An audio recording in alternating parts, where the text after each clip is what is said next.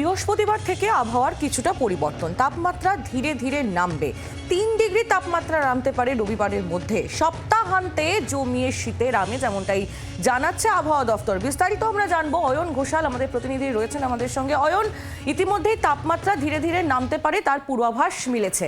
একটাই প্রশ্ন, জাঁকিয়ে শীত কবে?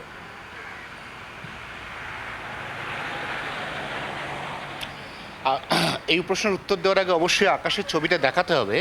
দেখো, গাছের পাতার ফাঁক দিয়ে একেবারে ঝলমলে মেঘ মুক্ত পরিষ্কার আকাশ, যে আকাশ কলকাতা দেখলো প্রায় 72 ঘন্টা পর।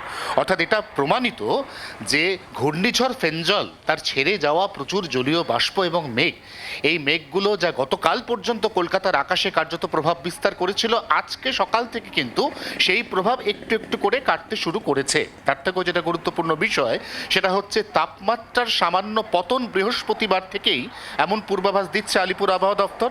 তোমার যে প্রশ্ন, জাঁকিয়ে শীত কবে, জাঁকিয়ে শীতের প্রথম ইনিংস আসতে চলেছে খুব সম্ভবত 15ই ডিসেম্বর থেকে।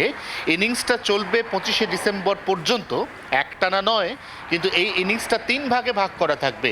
অর্থাৎ 15 থেকে 18, তারপর সামান্য তাপমাত্রা বৃদ্ধি, তারপর আবার তার পতন, এরকমভাবে ক্রমান্বয়ে 3টে ধাপে এই 15 থেকে 25-এর মধ্যে জাঁকিয়ে শীতের ইনিংস, যেখানে দার্জিলিংয়ের তাপমাত্রা নামতে চলেছে 4-এ, কালিম্পংয়ের তাপমাত্রা নামতে চলেছে 6-এ, পুরুলিয়ার তাপমাত্রা পৌঁছতে চলেছে 6-এ, এবং কলকাতা সহ গাঙ্গেয় দক্ষিণবঙ্গের জেলায় জেলায় তাপমাত্রা 10 থেকে 12-র মধ্যে ঘোরাফেরা করবে।